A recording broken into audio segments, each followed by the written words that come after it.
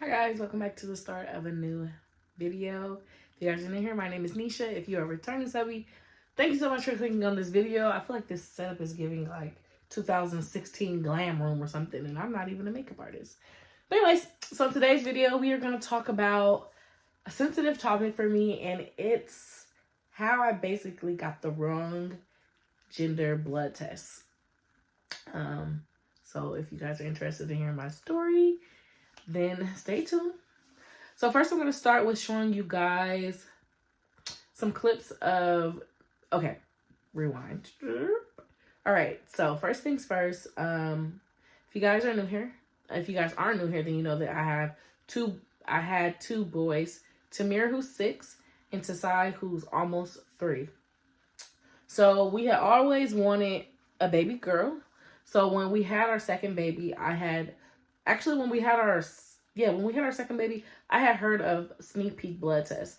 Now I saw that some people had possibilities of the gender being tainted, especially if you already have boy DNA around.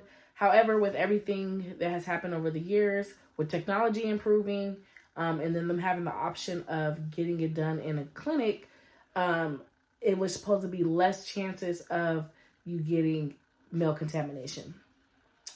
So they also changed how many weeks you had to be in order to find out the gender.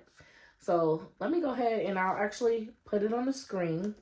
So according to the sneakpeektest.com, the only 6-week gender test that has a 99.9% accuracy at 6 weeks. So generally you wait till your 20 weeks ultrasound and you find out the gender, and that's at the anatomy scan. Also, there's the option for the Nipt blood test, which is what I got with my second son. So I planned on this was my plan in my mind. My plan was when we got pregnant that at 6 weeks I would do the sneak peek and then do the Nipt test at 10 weeks. And if the Nipt test and the sneak peek test matched, then I would share the gender. I had saw a lot of people get the wrong gender by sneak peek. So I wanted to kind of make sure that if it said it was one gender, I wanted to make sure that it was correct. And then I know some people who get the sneak peek and then they wait to confirm by ultrasound. It's kind of like to each his own.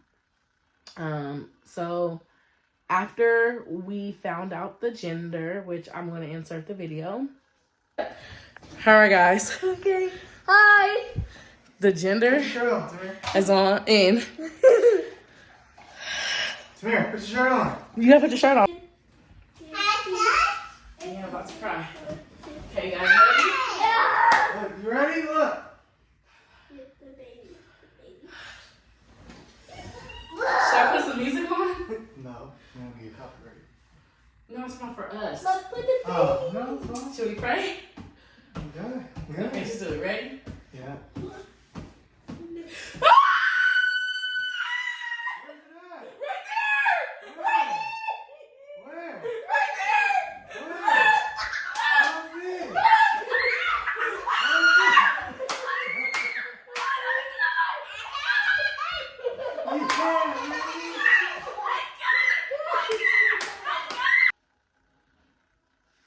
I felt like I was on cloud 9 because it was always my dream to have a little girl.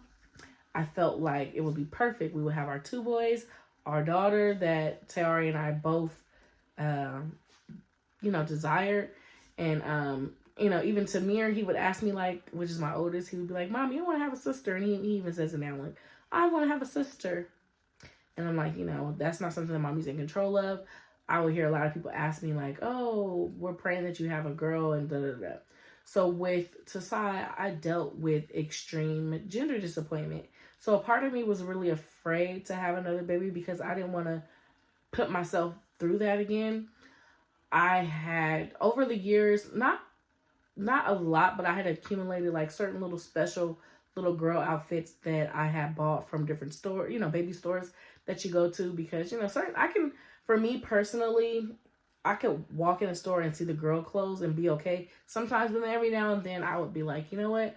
By faith, I'm going to purchase this girl outfit or whatever, and kind of make it like a bond with God. Like, okay, this is what our future daughter's going to wear. Or I would pray for her by name.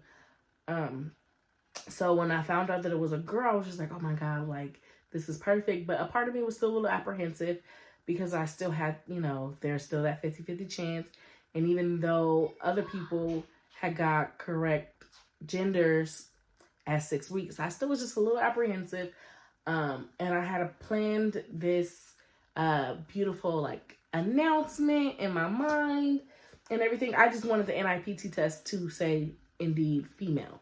So I went to my doctor's appointment at 8 weeks, and she gave me the blood tests, the lab results to take the Nipt test.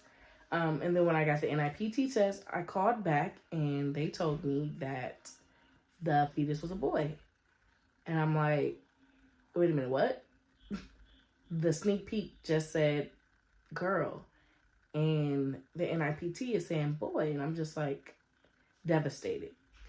So I had to call my husband, and I told him, so he's hurt, I'm hurt. I had to explain it to the boys that, okay, like, mommy's not having a girl anymore, like, mommy's having another little boy.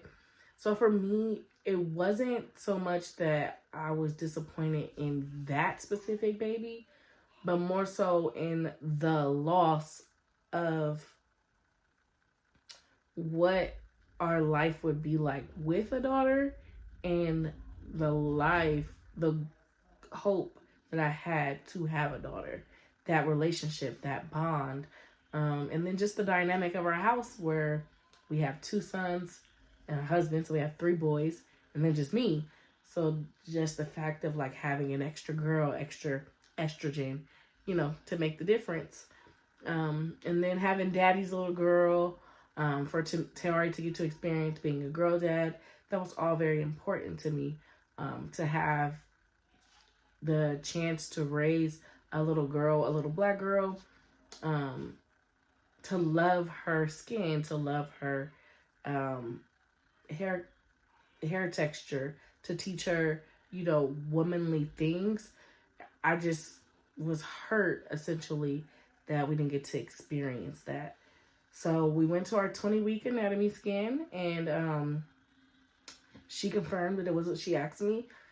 After during the anatomy scan, she asked me if I wanted to see this, if I knew the sex, and I said yes, I did. But she confirmed that it was a boy. I didn't see a penis. With the boys, with my 2 boys, when I went to ultrasound, it was very, very, like, you could tell, like, okay, that was a penis. Whereas this one, I'm just like, I don't see it. I don't know if it was the machine or what. So at about 32 weeks, we went to a 3D ultrasound. And then we were able to see his beautiful face. And she was just like, I hope that you were told it's a boy, because this is boy parts. So she told me, and I still had this little inkling of hope, like maybe it's the umbilical cord or something like that. I don't know. I still couldn't wrap my mind around the possibility of it. Not possibility, but around the fact that it actually was a 3rd boy. However, now he's here, and he is healthy and beautiful and precious. He's 3 weeks and 1 day, and though I feel like I will always mourn that thought of being able to have a daughter, to see the boys interact with him is something that I would never take for granted. As someone who struggled with PCOS, with infertility, as someone who has tried for years to get pregnant, who has seen negative pregnancy tests after negative pregnancy tests, to have my 3 baby boys, I count it a blessing. I feel like they're going to be like my protectors or something. I don't know. But I'm excited to teach them, for my husband to teach them how to be a young man, to watch them grow and develop a bond. I think of like the Ball brothers or the Tate brothers, Lorenz Tate and his brothers. Like there's 3 of them, 3 Ball brothers. So I'm like the 3 Baker boys. So yeah. So that's my story of how, we got the wrong gender. If you guys have any questions, be sure to let me know in the comments. And I'll catch you guys in the next one.